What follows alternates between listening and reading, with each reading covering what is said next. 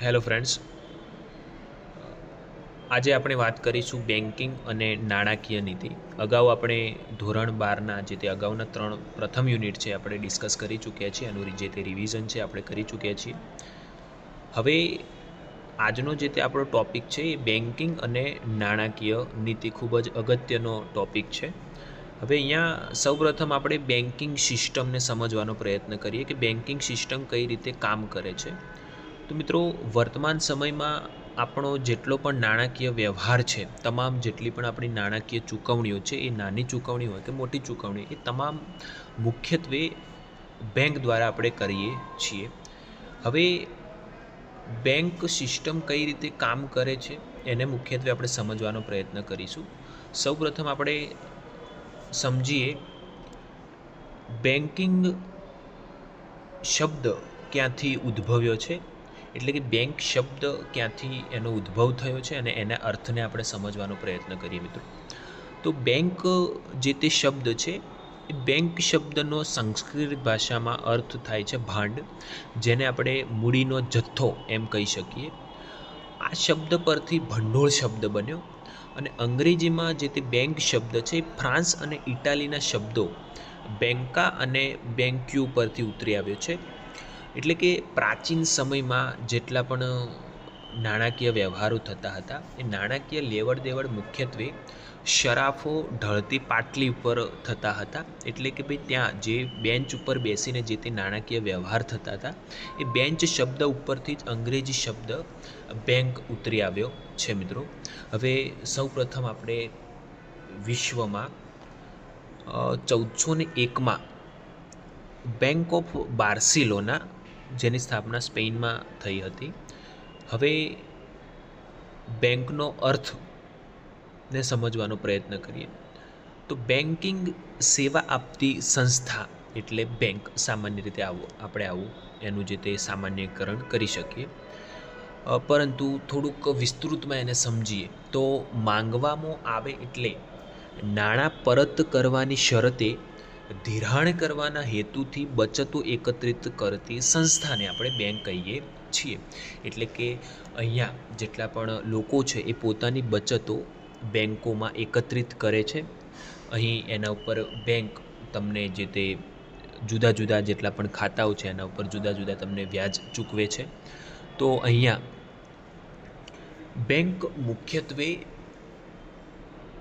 હેતુ જે તેનો છે, એ બેંક મુખ્યત્વે નફાના હેતુથી કામ કરે છે. અહીંયા જે તે બેંક છે એ મુખ્યત્વે પ્રજાની બચતોને થાપણ તરીકે સ્વીકારે છે અને તેના બદલામાં તેમને વ્યાજ આપે છે, તેમની થાપણોને સાચવે છે અને જ્યારે ત્યારે લોકોએ પોતાની જે તે બચતો એકત્રિત કરી છે, એમણે જ્યારે ત્યારે જરૂર પડે છે ત્યારે એની અંદરથી ઉપાડ પણ કરી શકે છે અને અન્ય બચતોમાંથી જે તે બેંક જરૂરિયાતમંદ લોકોને એમાંથી લોન અથવા તો ધિરાણ સ્વરૂપે ચૂકવણી કરે છે મિત્રો.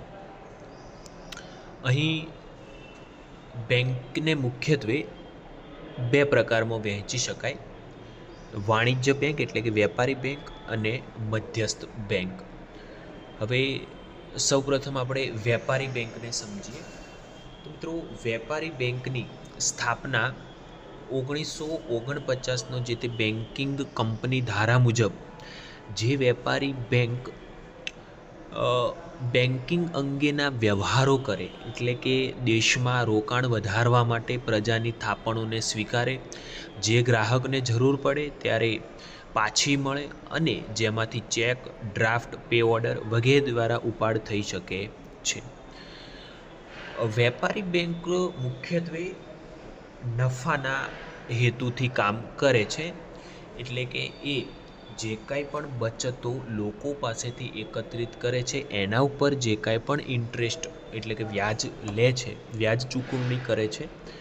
હવે બચતો જે કાંઈ પણ એકત્રિત થાય છે એને અન્ય લોકોને ધિરાણ સ્વરૂપે આપે છે, તો એના બદલામાં પણ એ બેંક લોનના બદલામાં વ્યાજ મેળવે છે. તો અહીંયા જે તે બચતો ઉપર વ્યાજ ચૂકવણી થાય છે અને બેંક જે તે ધિરાણમાંથી જે કાંઈ પણ વ્યાજ મેળવે છે એ બંને વચ્ચેનો જે તે તફાવત છે એ મુખ્યત્વે બેંકનો નફો છે. એટલે કે માની લો કે ભાઈ કોઈ એક બેંક 1,000 રૂપિયાની જે કાંઈ પણ થાપણ છે એના ઉપર બચત એકત્રિત કરતા વ્યક્તિને 5% સુધીનો ઇન્ટરેસ્ટ એટલે કે ભાઈ વ્યાજની ચૂકવણી કરે છે. એટલે કે વર્ષના અંતે એ જે તે 1,000 રૂપિયા છે એનું મૂલ્ય વધી અને 1,050 રૂપિયા જેટલું થશે એમ આપણે કહી શકીએ. પરંતુ અહીંયા હવે જે કાંઈ પણ બચતો એકત્રિત કરી છે 1,000 રૂપિયા જેટલાની, હવે જે તે બેંક એને અન્ય વ્યક્તિને લોન તરીકે આપે છે તો 1,000 રૂપિયામાંથી એ માની લો કે ભાઈ ઇન્ટરેસ્ટ જે તે વ્યાજ લે છે એનો 8% છે. તો હવે અહીંયા બેંકને પરત એ જે તે વર્ષના અંતે મળશે 1,080 રૂપિયા જેટલા મળશે. હવે વ્યાજ એને ચૂકવવાનું છે 50 રૂપિયા જેટલું, એને પ્રાપ્ત થયા છે 80 રૂપિયા. તો અહીંયા વધારાના જે તે 30 રૂપિયા છે એ જે તે બેંકનો નફો છે મિત્રો, જેને આપણે બેંકની ટર્મોનોલોજીમાં સમજીએ એટલે બેંકની વ્યાખ્યામાં સમજીએ તો એને આપણે સ્પ્રેડ કહેવાય છે. હવે અહીં જે તે બેંકની આપણે વાત કરીએ છીએ એટલે કે વ્યાપારી બેંકનું કામ શું છે. તો સૌપ્રથમ વ્યાપારી બેંકના કાર્યોની વાત કરીએ તો એની અંદર પહેલું છે થાપણો સ્વીકારવી. એટલે કે ભાઈ જે તે લોકો બચતો કરી રહ્યા છે એ બચતો એકત્રિત કરવાનું કામ જે તે બેંકનું હોય છે અને બદલામાં જે પ્રકારે આપણે અગાઉ પણ વાત કરી કે એના ઉપર વ્યાજની ચૂકવણી કરે છે મિત્રો. હવે બીજું એનું અગત્યનું જે તે કામ છે. હવે અહીંયા બીજા કામને સમજીએ પહેલાં થાપણો કેટલા પ્રકારની હોઈ શકે એને આપણે સમજવાનો પ્રયત્ન કરીએ. તો થાપણો મુખ્યત્વે 3 પ્રકારની હોય. ચાલુ ખાતાની થાપણો. હવે ચાલુ ખાતાની થાપણો એટલે કે અહીંયા જે કાંઈ પણ કોઈ પેઢી છે, ધંધાદારી કોઈ એકમ છે તો એ મુખ્યત્વે એના જે તે નાણાકીય વ્યવહારો છે એ વ્યવહારો દિવસમાં ઘણી બધી વાર થઈ શકે. એટલે કે ભાઈ કોઈ વ્યક્તિને એને ચૂકવણી કરવાની છે, કોઈ જગ્યાએથી એને નાણું મેળવવાનું છે. તો આ જે તે વ્યવહારો છે એ ઘણા બધા પ્રકારના હોઈ શકે. એટલે એકથી વધારે વાર વ્યવહારો કરે છે એટલે એ ગમે તે વાર ઉપાડ કરી શકે છે અને ગમે તેટલી વાર અંદરથી જે કહેવાય કે નાણું નાખી પણ શકે છે.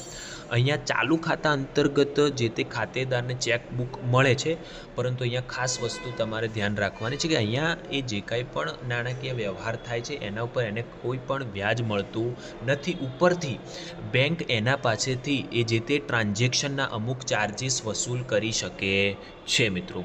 હવે બીજી જે તે થાપણ છે એ છે બચત ખાતાની થાપણ, જે આપણે સામાન્ય જે તે સેલેરી એકાઉન્ટ છે પ્લસ જે તે આપણે બચતો એકત્રિત કરીએ છીએ એ બચત ખાતાની થાપણો છે કે અહીંયા વ્યક્તિ ગમે તેટલા રૂપિયા અંદર નાખી શકે છે અને ગમે ત્યારે એને જરૂર પડે ત્યારે એનો ઉપાડ પણ કરી શકે છે. અહીંયા બચતો એકત્રિત કરવા માટે અને ઉપાડ કરવા માટે અત્યારે વર્તમાનમાં ડેબિટ કાર્ડ, ક્રેડિટ કાર્ડ વગેરે જેવી સુવિધાઓ બેંક દ્વારા પૂરી પાડવામાં આવે છે.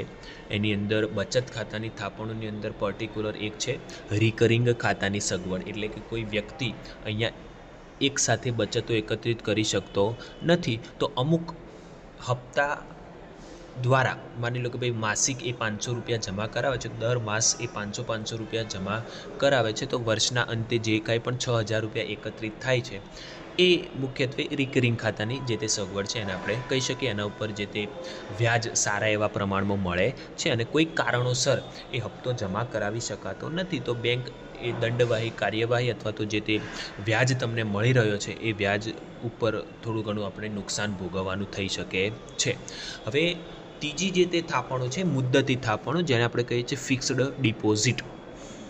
તો મુદ્દતી થાપણો એટલે કે અહીંયા પર્ટિક્યુલર એક અમાઉન્ટ આપણે અમુક સમયગાળા માટે બેંકમાં રોકીને રાખીએ છીએ. માની લો કે ભાઈ 5 વર્ષ માટે 5 લાખ રૂપિયા બેંકમાં જ આપણે મુદ્દતી થાપણ તરીકે જમા કરાવી શકીએ છીએ. તો એના ઉપર જે કાંઈ પણ ઇન્ટરેસ્ટ મળે છે એ ઇન્ટરેસ્ટ થોડો ઘણો વધારે હોય છે, 8 થી 10% સુધીનો જે તે વાર્ષિક ઇન્ટરેસ્ટ આપણને મળે છે. અહીંયા બીજું જે તે મહત્ત્વનું કાર્ય છે એ બેંકનું છે ધિરાણો પૂરું પાડવાનું. એટલે કે અહીંયા બેંક મુખ્યત્વે ટૂંકા ગાળાનું અને લાંબા ગાળાનું ધિરાણ પૂરું પાડે છે. અહીંયા ટૂંકા ગાળાના ધિરાણ અંતર્ગત કોઈપણ વ્યક્તિને 1 વર્ષ સુધીનું ધિરાણ પૂરું પાડવામાં આવે છે. મધ્યમ ગાળા અંતર્ગત 1થી વધુ અને 5 વર્ષથી ઓછા સમયગાળાનું હોઈ શકે, અને લાંબા ગાળાનું જે તે ધિરાણ છે 5 થી 15 વર્ષ સુધીનું હોઈ શકે. તો આ સમયગાળો તમે ખાસ યાદ રાખજો. અહીંયા મુખ્યત્વે જે તે બેન્કો, માની લો કે કોઈ ઔદ્યોગિક બેંક છે તો એ મુખ્યત્વે એની જે તે થાપણો છે મુખ્યત્વે ઔદ્યોગિક એકમોને એ વધારે લોન આપવાનું પસંદ કરે છે. એ જ રીતે જુદી જુદી જેટલી પણ બેન્કિંગ સિસ્ટમ. ત્યારબાદ ત્રીજું અગત્યનું વેપારી બેંકનું કામ છે ચૂકવણી અને ઉપાડની સવલતો પૂરી પાડવી. બેંક ગ્રાહકોને સરળતાથી નાણાંની ચૂકવણી અને ઉપાડની જે તે સવલત છે એ વિવિધ રીતે પૂરી પાડે છે, જેમાં ચેક, ઉપાડ, ચિઠ્ઠી, draft, pay order, debit card, credit card છે, એટીએમ છે, ઇન્ટરનેટ બેન્કિંગ જે તે તમે ગૂગલ પે, ફોનપેનો ઉપયોગ કરો છો તો એવું નેટ બેન્કિંગની સુવિધા પણ જે તે બેંક દ્વારા પૂરી પાડવામાં આવે છે. ત્યારબાદ વેપારી બેંકનું ખૂબ જ અગત્યનું જે તે કામગીરી છે શાખ સર્જનની કામગીરી. તો શાખ સર્જન અંતર્ગત જે તે બેંક મુખ્યત્વે પોતાની પાસે રહેલ જે તે પ્રાથમિક થાપણો છે એ પ્રાથમિક થાપણોમાંથી જે તે નવા નાણાંનું સર્જન કરે છે એને આપણે શાખ સર્જન કહીએ છીએ. અહીંયા જે તે બેંકનો શાખ સર્જન કરવા પાછળનો મુખ્ય હેતુ નાણાંનો પુરવઠો અને નાણાંની માંગની સ્થિરતાને જાળવવા માટે જે તે બેંક શાખ સર્જનની કામગીરી કરે છે. અહીંયા શાખ સર્જનની કામગીરી અંતર્ગત એને આપણે એક એક્ઝામ્પલ દ્વારા સમજીએ તો શાખ સર્જનની કામગીરી અંતર્ગત જે તે વિવિધ વ્યક્તિઓ છે એમનું ખાતું જે તે બેંકમાં હોય છે. તો એક બેંકમાંથી કોઈ વ્યક્તિ લોન મેળવે છે તો એ લોનની રકમ કોઈ અન્ય બેંકમાં જમા થાય છે, એ અન્ય બેંકમાંથી ત્રીજી બેંકમાં, ચોથી બેંકમાં, એમ સતત આ જે તે નાણાકીય વ્યવહાર છે એ એક બેંકમાંથી બીજી બેંકમાં સતત ચાલુ રહે છે. અહીંયા જે તે વ્યક્તિ છે એ મુખ્યત્વે શાખ સર્જનની કામગીરી એટલે કે જે તે બેંકની પ્રાથમિક થાપણ ગુણ્યા 1// રોકડ અનામતનું પ્રમાણ. હવે રોકડ અનામતનું પ્રમાણ એટલે અહીંયા જે તે વેપારી બેંક છે એને પોતાની પાસે રહેલ જે તે કુલ પ્રાથમિક થાપણો છે એના અમુક ટકા લેખે એને આરબીઆઈમાં અમુક નાણું જમા રાખવું પડે છે, જેને આપણે રોકડ અનામતનું પ્રમાણ કહીએ છીએ. શોર્ટ ફોર્મ એનું CRR એટલે કે કેશ રિઝર્વ રેશિયો. તો અહીંયા રોકડ અનામતનું પ્રમાણ જે તે બેંકે આરબીઆઈમાં પોતાની કુલ થાપણના અમુક ટકા લેખે રિઝર્વ તરીકે રાખવાનું હોય છે. અહીં જેમ જેમ થાપણો વધતી જશે એટલે કે એના બદલામાં જે તે રોકડ અનામતનું થોડું ઘણું પ્રમાણ જે તે આરબીઆઈમાં જમા થતું જાય છે અને એમાંથી કંઈક નવા ધિરાણનું જે તે સર્જન થાય છે. આમ અંતે કુલ 5,000 જેટલું શાખ સર્જન થશે. અહીંયા બીજા શબ્દોમાં બેન્કિંગ વ્યવસાયમાં 1,000ના નાણાંના જથ્થામાંથી ₹5,000નો પુરવઠો બનશે. આમ 4,000 રૂપિયા જેટલા નવા નાણાંનું સર્જન થશે મિત્રો. ત્યારબાદ જે તે આંતર બેન્કિંગ વ્યવહારો છે તો અહીંયા બેન્કો વચ્ચેના જે તે વ્યવહારો છે એટલે કે એક બેંકને ટૂંકા ગાળા માટે અથવા તો લાંબા ગાળા માટે ધિરાણની જરૂર પડે છે તો એ અન્ય બેંકનો સંપર્ક કરે છે. અહીંયા એક દિવસ માટે માની લો કે નાણાંની જરૂર પડે છે તો બેંક અન્ય બેંકને કોલ દ્વારા જે તે મની મંગાવી શકે છે, જેને આપણે કોલ મની કહીએ છીએ. ત્યારબાદ વેપારી બેંકના ગૌણ કાર્યો તો ગ્રાહકોના એજન્ટ તરીકે તથા ઉપયોગી સેવાઓ પૂરી પાડવાનું કામ જે તે વેપારી બેંકનું હોય છે. એટલે કે અહીંયા માત્ર નાણાકીય વ્યવહારો જ નહીં પરંતુ જે તે ગ્રાહકની કિંમતી વસ્તુઓને સાચવવાનું જે તે કામ છે એ પણ વેપારી બેંક દ્વારા કરવામાં આવે છે. એમને લોકરની સુવિધા પણ પ્રોવાઈડ કરવામાં આવે છે. અહીં જે તે લોકરની સુવિધા બેંક દ્વારા પ્રોવાઈડ કરવામાં આવે છે એમાં બદલામાં બેંક વિવિધ ચાર્જિસ વસૂલ કરતી હોય છે. અહીંયા બીજું અગત્યનું ગૌણ કાર્ય છે બદલાતા સમય સાથે આધુનિક સેવાઓ પૂરી પાડવાનું કામ. તો બેન્કોનો ખ્યાલ અને કાર્ય પદ્ધતિ સાથે સતત બદલાતા રહે છે. બેન્કિંગ કાર્યોમાં સતત નવીનીકરણ થતું રહે છે. આજના સમયમાં ચલણ કે ચેક વાપર્યા વગર એક બેંકના ખાતામાંથી કોઈ અન્ય બેંકના ખાતામાં ગ્રાહક સરળતાથી નાણાંનું ટ્રાન્સફર કરી શકે છે. અહીંયા નેફ્ટ એટલે કે national electronic fund transfer, real time gross settlement, ત્યારબાદ core centralised online real time exchange, એટલે કે અહીંયા બેન્કિંગ વ્યવહારો દ્વારા નાનામાં નાની ચૂકવણી સરળતાથી આપણે મોબાઈલ દ્વારા કરી શકીએ છીએ. પ્લસ મૂડીરોકાણ માટે પણ બેન્કિંગ જે તે દ્વિતીય બજાર એટલે કે શેર બજારમાં રોકાણ કરવા માટે મુખ્યત્વે ડીમેટ અકાઉન્ટનું જે તે સુવિધા પ્રોવાઈડ કરે છે.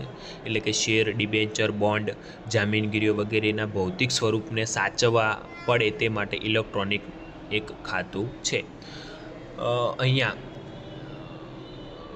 ભારતમાં જે તે વેપારી બેન્કોના અસ્તિત્વની વાત કરીએ તો મુખ્યત્વે અહીં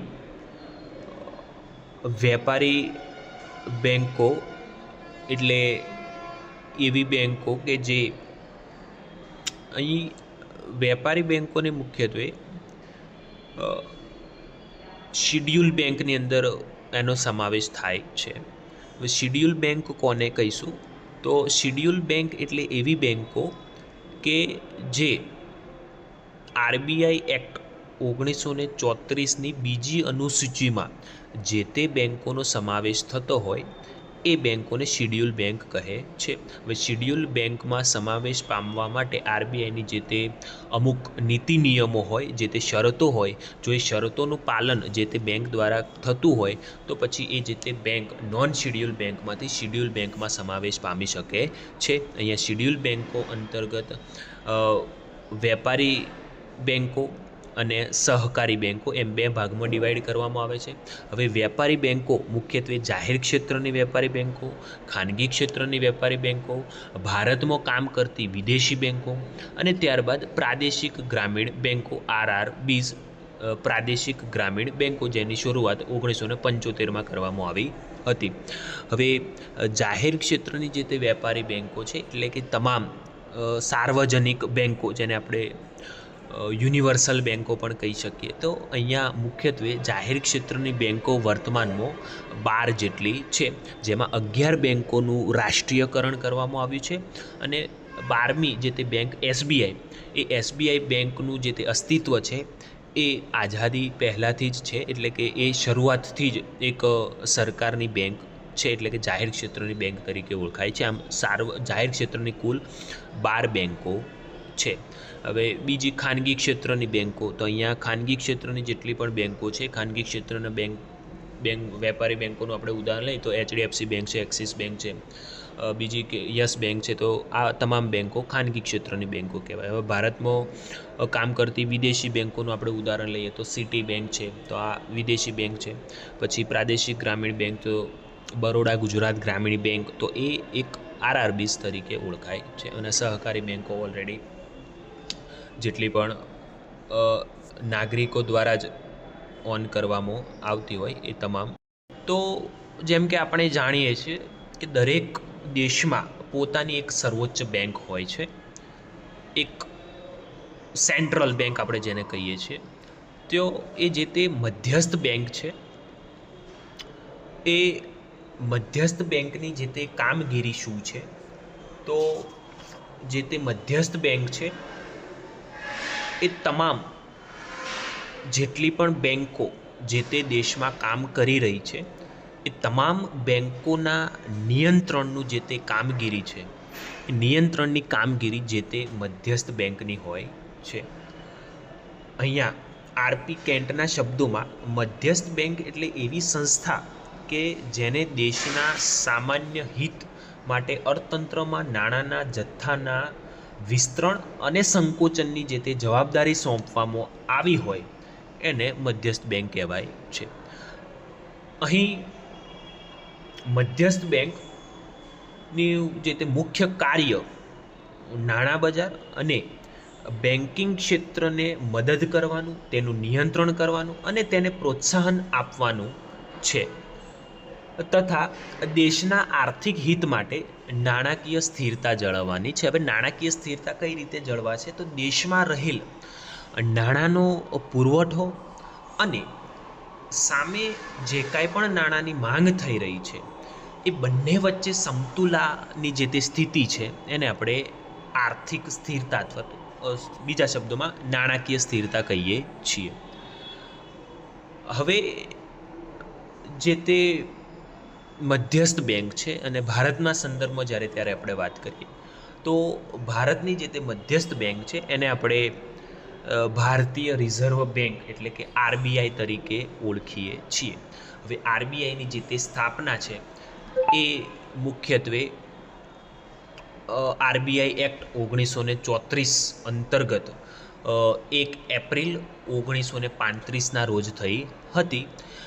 જે શરૂઆતમાં જે તે ખાનગી મૂડીરોકાણકારો હતા એમને મુખ્યત્વે 5 કરોડના ખાનગી મૂડીરોકાણથી આરબીઆઈની સ્થાપના થઈ હતી.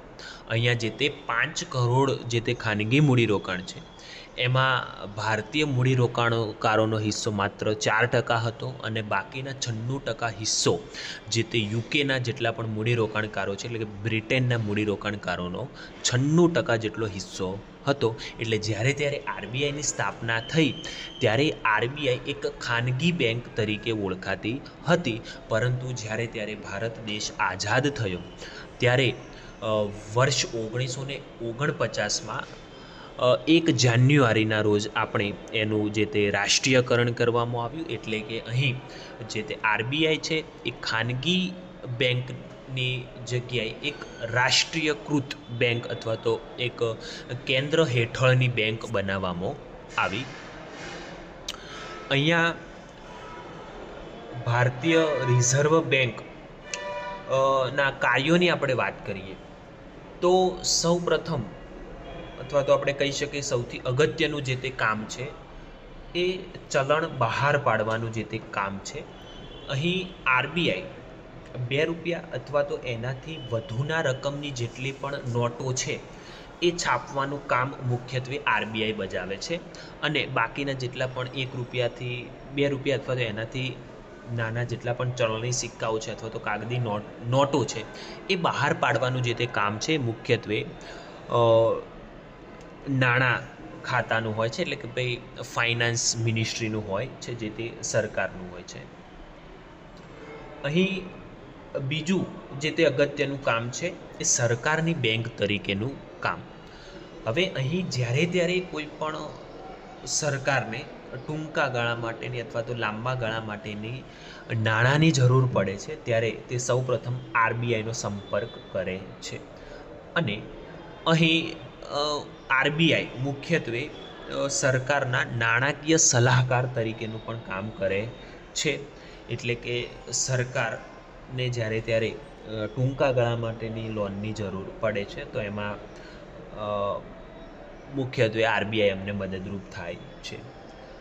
ત્યારબાદ ત્રીજું અગત્યનું કામ છે બેંકોની બેંક તરીકેનું કાર્ય અથવા તો બેંકોના અંતિમ સહાયક તરીકેનું કામ. તો અહીંયા આરબીઆઈ ભારતની બધી જ શિડ્યુલ બેંકો જે આપણે અગાઉ વાત કરી એ તમામ શિડ્યુલ બેંકોના નિયંત્રણનું કામ જે તે આરબીઆઈનું છે. તે બેંકોની જેટલી પણ રોકડ અનામતનું પ્રમાણ છે, હવે રોકડ અનામતનું પ્રમાણ શું છે આપણે અગાઉ નેક્સ્ટ લેક્ચરમાં જ્યારે ત્યારે નાણાકીય નીતિની વાત કરીશું તો એ નાણાકીય નીતિની અંદર આપણે મુખ્યત્વે ઇન ડિટેલ એ જે તે ટૉપિક ઉપર આપણે ડિસ્કશન કરીશું, પરંતુ અત્યારે માત્ર જે તે રોકડ અનામતનું પ્રમાણ છે એનું સંચાલનનું કામ પણ જે તે આરબીઆઈ દ્વારા કરવામાં આવે છે અને તમામ જેટલા પણ વેપારી બેંકોના ધિરાણ અંગેની જેટલી પણ નીતિ નિયમો છે એ નીતિ નિયમો અંતર્ગત વ્યાજ દર કેટલો નક્કી કરવો એના ઉપર મુખ્યત્વે આરબીઆઈનો સીધો કંટ્રોલ હોય છે. ત્યારબાદ જે તે આપણે શાક સર્જનની વાત કરીએ છીએ તો એ શાક સર્જનના નિયંત્રણની જે તે કામગીરી છે એ પણ મુખ્યત્વે આરબીઆઈ દ્વારા બજાવવામાં આવે છે. ત્યારબાદ વિદેશી હુંડિયામણની જાળવણીનું કાર્ય, તો અહીં જે તે આરબીઆઈ છે એ મુખ્યત્વે જેટલું પણ ફોરેક્સ રિઝર્વ છે એ વિદેશી હુંડિયામણના દરને જાળવવાની, એની સ્થિરતા જાળવવાનો જે તે પ્રયત્ન આરબીઆઈ દ્વારા કરવામાં આવે છે. અહીં ભારતના ચલણના મૂલ્ય જે તે છે એ ચલણનું મૂલ્ય અન્ય દેશના ચલણની સાપેક્ષતામાં જળવાઈ રહે એવા પ્રયત્નો મુખ્યત્વે આરબીઆઈ દ્વારા કરવામાં આવે છે. ત્યારબાદ જે તે આરબીઆઈના બિન નાણાકીય કામગીરી છે એ બિન નાણાકીય કામગીરી અંતર્ગત નિયમન અને દેખરેખની જે તે કામગીરી છે. ત્યારબાદ પ્રોત્સાહન પૂરું પાડે છે અન્ય બેન્કોને. ત્યારબાદ સમાવેશી વિકાસના કાર્યો, એટલે કે તમામ હોલ બેન્કિંગ સિસ્ટમ એક સારી રીતે કામ કરી શકે અને મુખ્યત્વે જેટલા પણ વિવિધ ક્ષેત્રો છે એમાં ખેતી છે, નાના કદના જે તે ઉદ્યોગો છે, પ્લસ જેમને સેલ્ફ એમ્પ્લોયમેન્ટ માટે જે તે લોનની જરૂર પડે છે, સ્વરોજગારી માટેની જેટલી પણ લોનની જરૂર પડે છે, પ્લસ કોઈ ગૃહ ઉદ્યોગ વિકસાવવો છે તો એમના માટે ખાસ ધિરાણ વ્યવસ્થા જે તે આરબીઆઈ દ્વારા ઊભી કરવામાં આવે છે. ત્યારબાદ જે તે પ્રધાનમંત્રી જનધન યોજનાનું જે તે સંચાલન છે એ પણ આરબીઆઈ દ્વારા કરવામાં આવે છે. પ્લસ લોકોમાં બેન્કિંગ એક્ટિવિટીઝ વધે એવા પ્રયત્નો આરબીઆઈ દ્વારા કરવામાં આવે છે. એટલે કે દેશના જે તે લોકો છે એ વધુને વધુ બેન્કિંગ વ્યવહારો કરતા થાય, વધુને વધુ પોતાની જે તે બચતો છે, પ્લસ એમની પાસે જેટલું પણ રહેલું નાણું છે એ નાણું મુખ્યત્વે બેંક સાથે જોડવાનો જે તે પ્રયત્ન છે એ આરબીઆઈ દ્વારા કરવામાં આવે છે. હવે અહીં આરબીઆઈ દ્વારા એક અગત્યનું જે તે કામગીરી છે અથવા તો નીતિ ઘડતરનું જે તે કામ છે. અહીંયા આર્થિક સ્થિરતા લાવવા માટે જે તે દેશનું અર્થતંત્ર એક ગતિશીલ વિકાસ સાથે આગળ વધી શકે એના માટે મુખ્યત્વે અહીં બે પ્રકારની જે તે નીતિઓ ઘડવામાં આવે છે, જેમનો મુખ્ય ઉદ્દેશ્ય જે તે દેશમાં આર્થિક સ્થિરતા લાવવા માટેનો હોય છે. તો અહીં એ જે તે બે નીતિઓ અંતર્ગત મુખ્યત્વે આપણે રાજકોષીય નીતિની વાત કરીએ છીએ અને બીજું જે અગત્યની નીતિ છે નાણાકીય નીતિ છે. તો અહીંયા આરબીઆઈ દ્વારા અહીં જે તે નાણાકીય નીતિ ઘડવામાં આવે છે એ નાણાકીય નીતિની આપણે મુખ્યત્વે અહીં વાત કરવાની છે. નાણાકીય નીતિ શા માટે ઘડવામાં આવે છે, સૌ પ્રથમ એના ઉપર આપણે વાત કરીએ તો નાણાકીય નીતિ મુખ્યત્વે આરબીઆઈ દ્વારા ઘડવામાં આવે છે. હવે જે તે નાણાકીય નીતિ અંતર્ગત જે તે દેશની સર્વોચ્ચ બેંકનો પ્રયત્ન એ પ્રકારનો હોય છે કે દેશમાં જે તે નાણાંનો પુરવઠો છે, જેમ ચીજવસ્તુ અને સેવાઓનો પુરવઠો હોય એમ દરેક દેશમાં જે કાંઈ પણ નાણાંનો પુરવઠો છે અને એની સામે જે કાંઈ પણ નાણાંની માંગ છે એ બંને વચ્ચેનું જે તે સમતુલા છે એ સમતુલા જાળવવા માટે અથવા તો એના નિયંત્રણ માટે મુખ્યત્વે નાણાકીય નીતિ ઘડવામાં આવે છે. એટલે અહીં નાણાકીય નીતિનો આપણે અર્થ સમજીએ તો એ રીતે સમજી શકાય કે નાણાકીય નીતિ એટલે અર્થતંત્રમાં નાણાંની માંગ અને નાણાંના પુરવઠાનું સંચાલન અને તેના નિયંત્રણ કરવા અંગેની નીતિ, જેને આપણે નાણાકીય નીતિ કહીએ છીએ. અહીં નાણાંની માંગ અને નાણાંના પુરવઠામાં જે તે અસમતુલા હોય તો અર્થતંત્રમાં જે તે બે પ્રકારની પરિસ્થિતિ સર્જાય છે. કાં તો નાણાંનો પુરવઠો જો બજારમાં વધી જશે તો નાણાંનો પુરવઠો વધવાની સાથે એની માંગ પણ વધે છે, તો સ્વાભાવિક છે કે ભાઈ દેશમાં જે તે લોકો છે એ લોકોની માંગમાં પણ ઓટોમેટિકલી વધારો થઈ જશે. એટલે ભાઈ એમની પાસે જેટલા વધારે પ્રમાણમાં નાણું આવશે એટલા જ વધારે પ્રમાણમાં એ માંગ કરે છે અને જેટલા વધારે પ્રમાણમાં માંગ કરે છે એટલા જ વધારે પ્રમાણમાં જે કહેવાય કે લોકોની જરૂરિયાતો વધવા માંડે છે અને એના કારણે સામે ઉત્પાદન જો સ્થિર હશે એટલે કે ઓછા પ્રમાણમાં થશે અને સામે જો લોકોની માંગ વધી જશે તો અલ્ટિમેટલી જે તે દેશમાં ફુગાવાની પરિસ્થિતિ સર્જાય છે. અને બીજું પાસું જે તે છે એ બીજા પાસા અંતર્ગત અહીંયા જો આરબીઆઈ દ્વારા નાણાકીય નીતિ અંતર્ગત નાણાંનો પુરવઠો તદ્દન ઘટાડી દેવામાં આવે તો અહીં મંદીની પરિસ્થિતિ સર્જાશે. એટલે કે ભાઈ લોકોની જે તે માંગ છે એ અલ્ટિમેટલી ઘટી જશે. હવે કઈ રીતે ઘટશે? તો અહીંયા સંકોચનકારી નાણાકીય નીતિ અંતર્ગત જે તે દેશની સરકાર, જે તે આરબીઆઈ દ્વારા મુખ્યત્વે અહીં લોકો જે કંઈ પણ નાણાંની માંગ કરી રહ્યા છે એમાં ઘટાડો લાવવા માટે નાણાકીય નીતિ અંતર્ગત આરબીઆઈ તમામ જેટલા પણ વ્યાજદર છે એ વ્યાજદર વિશે આપણે થોડી વાર પછી ચર્ચા કરીએ, પરંતુ પહેલાં એ જે તમામ જે તે વ્યાજદર છે એ વ્યાજદરોમાં વધારો કરી દે છે. એના કારણે લોકો ઓછી લોન લઈ શકે છે.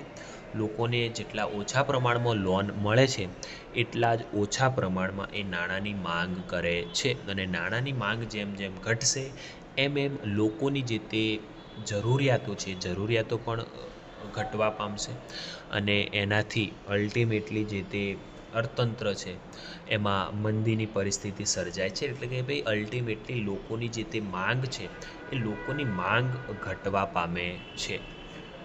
અહીં આર્થિક સ્થિરતા અંતર્ગત જે તે અર્થતંત્રમાં નાણાંની માંગ અને નાણાંના પુરવઠાના સમતુલા અંતર્ગત આરબીઆઈ દ્વારા દેશમાં ફુગાવો કે મંદીની પરિસ્થિતિ વચ્ચેની જે તે પરિસ્થિતિ છે એ આર્થિક સ્થિરતાની પરિસ્થિતિ છે. એટલે જ નાણાકીય નીતિને સ્થિરતા લાવવા માટેની નીતિ, અથવા તો બીજા શબ્દોમાં કહીએ તો સ્ટેબિલાઇઝેશન પોલિસી તરીકે પણ ઓળખવામાં આવે છે. અહીં નાણાકીય નીતિના સંચાલન માટે વર્ષ 2016માં જે તે સરકાર દ્વારા મુખ્યત્વે એક કમિટીની રચના કરવામાં આવે છે, એટલે કે સમિતિની રચના કરવામાં આવે છે, જેને આપણે કહીએ છીએ એમપીસી, એટલે મોનેટરી પોલિસી કમિટી. હવે કમિટીનું કામ શું છે? તો એ મુખ્યત્વે જુદા જુદા સમયગાળા દરમિયાન એ મીટિંગ્સ કરે છે, અને એમાં મુખ્યત્વે દેશમાં વર્તમાન જે તે સમયની પરિસ્થિતિને ધ્યાનમાં રાખી અને વ્યાજદરોમાં વધારો ઘટાડો કરે છે, જે અંતર્ગત બજારમાં જે તે નાણાંનો પુરવઠો અને નાણાંની માંગ સ્થિરતા સાથે આગળ વધારી શકાય. હવે નાણાકીય નીતિના કેટલાક સાધનો છે જે અંતર્ગત એ નાણાંના પુરવઠા ઉપર નિયંત્રણ મૂકવાનો પ્રયત્ન કરે છે. તો નાણાકીય નીતિના મુખ્યત્વે બે પ્રકારના સાધનો જોવા મળે છે: પરિમાણાત્મક સાધનો અને ગુણાત્મક સાધનો, જેને આપણે કહીએ છીએ ક્વોન્ટિટેટિવ ટૂલ અને ક્વોલિટેટિવ ટૂલ. તો પરિમાણાત્મક સાધનોની આપણે જ્યારે ત્યારે વાત કરીએ છીએ તો એમાં સૌપ્રથમ છે બેંક રેટ. તો બેંક રેટ કોને કહીશું? તો બેંક રેટ અંતર્ગત જ્યારે ત્યારે વેપારી બેંક ને નાણાંની જરૂર પડે છે ત્યારે એ આરબીઆઈ પાસેથી જે તે લાંબા ગાળાની લોન મેળવે છે અથવા તો નાણાં ઉધાર લે છે એને આપણે બેંક રેટ કહીએ છીએ. અહીંયા ખાસ તમે યાદ રાખજો કે ભાઈ બેંક રેટ અંતર્ગત વેપારી બેંક લાંબા ગાળા માટેનું ધિરાણ મેળવે છે. અહીંયા જે તે બેંક રેટ છે એ એમાં જેમ તેમ વધારો ઘટાડો થશે એમ એની સીધી અસર એ જે તે નાણાંના પુરવઠા અને નાણાંની માંગ ઉપર આપણને જોવા મળશે. જો નાણાંનો પુરવઠો આરબીઆઈ વધારવા માગે છે તો એ બેંક રેટમાં ઘટાડો કરશે, એટલે બેંક રેટ જો ઘટશે તો એટલા જ ઓછા દરે વેપારી બેંકને લોન મળશે, અને જેટલા ઓછા દરે વેપારી બેંકને લોન મળશે સ્વાભાવિક છે કે એ એટલા જ ઓછા દરે અન્ય નાગરિકોને લોન આપી શકે છે, અને જેથી લોન સસ્તી બને છે. જેથી બેંક રેટ જેટલો ઓછો એટલો જ વધારે પ્રમાણમાં નાણો જે તે નાણાંનો પુરવઠો બજારમાં ઠલવાય છે.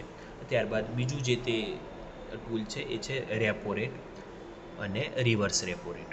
તો રેપો રેટ એટલે અહીં જે તે વેપારી બેંક જામીનગીરીઓના બદલામાં આરબીઆઈ પાસેથી જે કાંઈ પણ ટૂંકા ગાળા માટેની લોન મેળવે છે અથવા તો ધિરાણ મેળવે છે એને રેપો રેટ કહીએ છીએ. રેપો રેટનું ફૂલ ફોર્મ થાય છે રીપર્ચેઝ ઓપ્શન.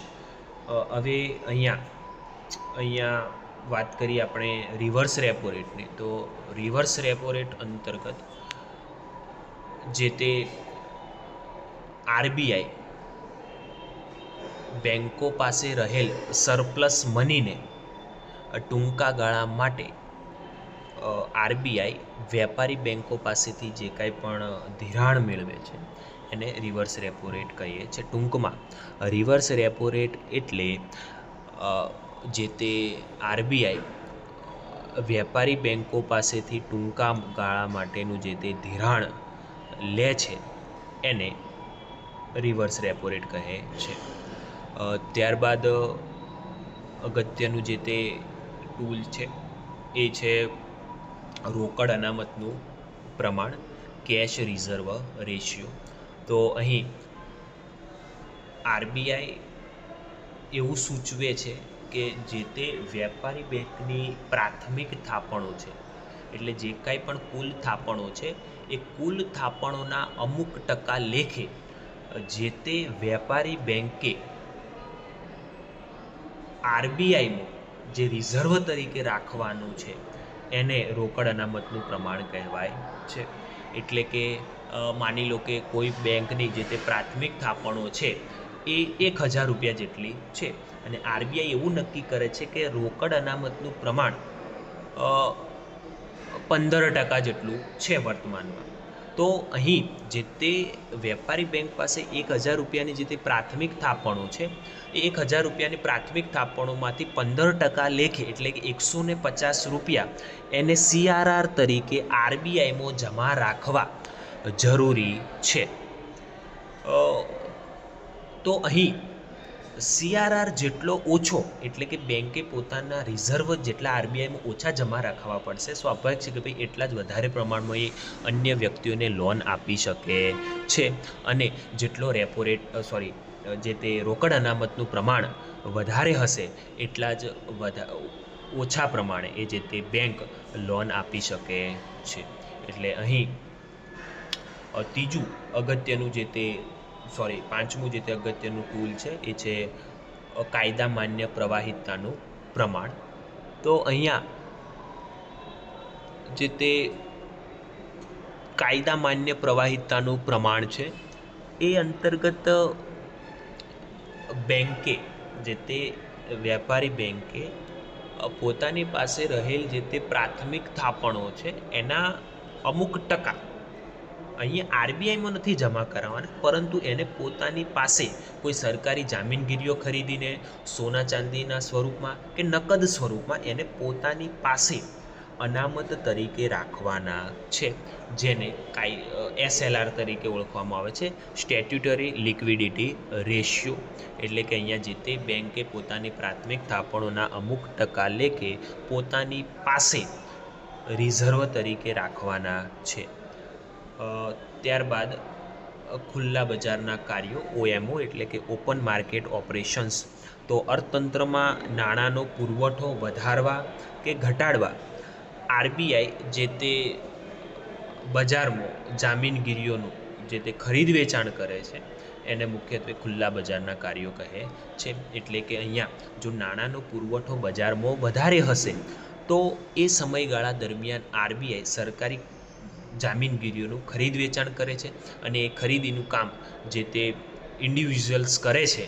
એ ઇન્ડિવિજ્યુઅલ્સ પાસે રહેલું જે કાંઈ પણ નાણું છે એ મુખ્યત્વે આરબીઆઈ પાસે આવી જાય છે, જેથી બજારમાં નાણાંનો પુરવઠો ઘટે છે. આ સ્થિતિ જ્યારે ત્યારે ફુગાવો હશે ત્યારે સર્જાશે, પરંતુ જ્યારે ત્યારે મંદીની પરિસ્થિતિ હશે તો એ મંદીની પરિસ્થિતિના સમયગાળા દરમિયાન આ જેટલી પણ સરકારી જામીનગીરીઓ છે એ જામીનગીરીઓનું ખરીદી કરવામાં આવે છે. કે અહીંયા આરબીઆઈ બજારમાં નાણાંનો પુરવઠો ઠલવવા માગે છે, જેથી એ તમામ સરકારી જામીનગીરીઓની એ ખરીદી કરે છે ને એના બદલામાં એ જે તે નાણું બજારમાં ઠલવાય છે.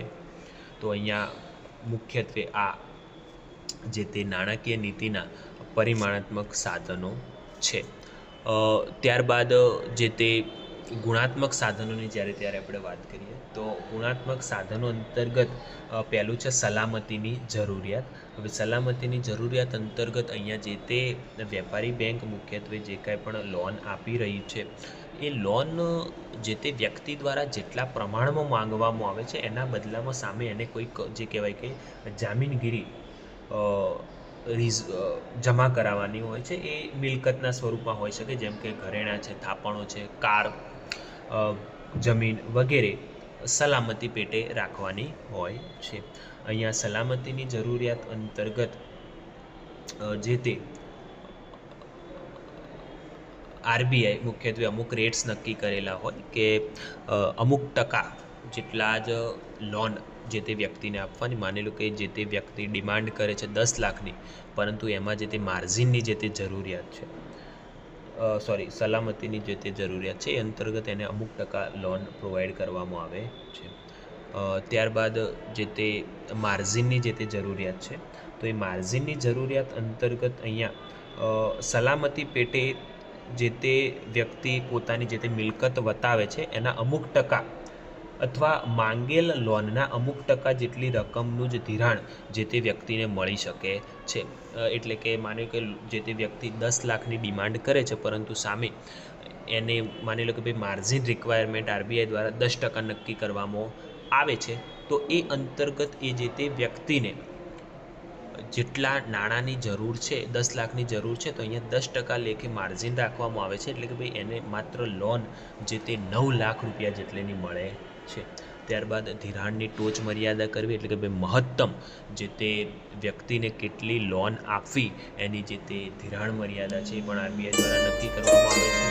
અને ત્યારબાદ જે તે ભેદભાવયુક્ત વ્યાજના દર છે એ અંતર્ગત અહીં જે તે આરબીઆઈ જે તે પોતાના પ્રાઇમરી સેક્ટર લેન્ડિંગ રેટ અંતર્ગત અમુક જે તે ખેડૂતોને સસ્તા દરે લોન પ્રોવાઈડ કરે છે, જ્યારે બીજી બાજુ જે તે મોજ શોખની વસ્તુ જેમ કે કાર ખરીદવા માટેની જે તે લોન છે એ મુખ્યત્વે મોંઘા પ્રમાણમાં એમને આપવામાં આવે છે, એટલે કે ઊંચા દરે એમને પ્રોવાઈડ કરવામાં આવે છે. તો અહીંયા જે તે પ્રાથમિક ક્ષેત્ર અમુક વસ્તુઓને પ્રાથમિકતા આપવી અને જે તે બેન્કોને સૂચન કરવામાં આવે છે કે એમને કયા દરે જે તે લોકોને લોન આપવી. સ્વાભાવિક છે કે ભાઈ ખેડૂતને જે તે લોન આપવામાં આવશે એ સસ્તા દરે લોન આપવામાં આવશે, પરંતુ જે તે મોજ શોખની અથવા તો કોઈ અન્ય ખાદ્ય પદાર્થ માટે જો લોનની જરૂર છે તો એ તમને ઊંચા દરે મળે છે. તો આ રીતે ભેદભાવયુક્ત વ્યાજના દર અંતર્ગત પણ જે તે આરબીઆઈ મુખ્યત્વે એની આ ગુણાત્મક સાધનો છે મિત્રો. હવે અહીંયા એક વસ્તુ યાદ રાખવાની કે જો ફુગાવાની જ્યારે ત્યારે પરિસ્થિતિ હોય છે, તો ફુગાવાની પરિસ્થિતિ દરમિયાન હવે ફુગાવો શા માટે સર્જાયો છે, તો કે ભાઈ અહીંયા લોકો પાસે રહેલ જે તે નાણું છે એ નાણું વધારે પ્રમાણમાં છે. હવે બજારમાંથી નાણાંનો પુરવઠો ઘટાડવા માટે જે તે આરબીઆઈ છે એ આ તમામ રેટ્સ જેટલા પણ આપણે ભણ્યા એ તમામ રેટ્સમાં વધારો કરી દે છે, જેના કારણે લોન મોંઘી બને છે. અને લોન મોંઘી બને છે તો લોકો એ જે તે લોનની ડિમાન્ડ અથવા તો નાણાંની જે તે માંગ છે એ ઓછા પ્રમાણમાં કરે છે, જેનાથી નાણાંના પુરવઠા ઉપર નિયંત્રણ મૂકી શકાય છે, અથવા તો બીજી રીતે કહીએ તો ફુગાવા ઉપર ઇનડાયરેક્ટલી કંટ્રોલ મેળવી શકાય છે. બીજી જે તે પરિસ્થિતિ છે મંદીની પરિસ્થિતિ છે. તો હવે મંદીની પરિસ્થિતિ દરમિયાન અહીંયા લોકોની માંગ ઓલરેડી ઓછી છે, તો એમની માંગમાં વધારો કરવા માટે કોઈક પ્રકારનું મૂડીરોકાણ જે તે સરકારે કરવું પડશે. અને મૂડીરોકાણ કરવા માટે આ તમામ જેટલા પણ રેટ્સ છે એ રેટ્સમાં મુખ્યત્વે ઘટાડો કરી દેવામાં આવશે. હવે તમામ જેટલા પણ વ્યાજદર છે એ વ્યાજદર જેટલા ઓછા હશે એટલા જ ઓછી દરે જે તે વેપારી બેંક લોન મેળવી શકે છે, અને વેપારી બેંક એટલા જ ઓછા દરે અન્ય બેંકોને લોન અન્ય વ્યક્તિઓને લોન આપી શકે છે. એટલે કે અહીંયા જે તે આરબીઆઈ મુખ્યત્વે એવો પ્રયત્ન કરે છે કે ભાઈ જેથી લોન સસ્તી બને, અને લોન સસ્તી મળે તો લોકો નાણાંની માંગ એટલા જ વધારે પ્રમાણમાં કરે, અને નાણાંની માંગ વધશે તો અલ્ટિમેટલી જે તે અર્થતંત્ર મંદીની પરિસ્થિતિ છે એ મંદીની પરિસ્થિતિમાંથી સુધારણા તરફની જે તે ગતિ કરી શકે છે મિત્રો. તો અહીંયા આ તમે ખાસ વસ્તુ યાદ રાખજો. અહીંયા જે તે નાણાકીય નીતિ છે એ નાણાકીય નીતિને મુખ્યત્વે બે પ્રકારની જે તે નાણાકીય નીતિની આપણે વાત કરીએ છીએ, તો એ બે પ્રકારની જે તે નાણાકીય નીતિ છે એ છે સંકોચનકારી નાણાકીય નીતિ, અને બીજું જે તે વિસ્તરણકારી નાણાકીય નીતિ. હવે સંકોચનકારી નાણાકીય નીતિ ક્યારે અપનાવવામાં આવશે, તો કે ભાઈ મંદીના ફુગાવાની પરિસ્થિતિ દરમિયાન સંકોચનકારી નાણાકીય નીતિ અપનાવવામાં આવશે, એટલે કે ભાઈ તમામ રેટ્સમાં વધારો કરી દેવામાં આવશે.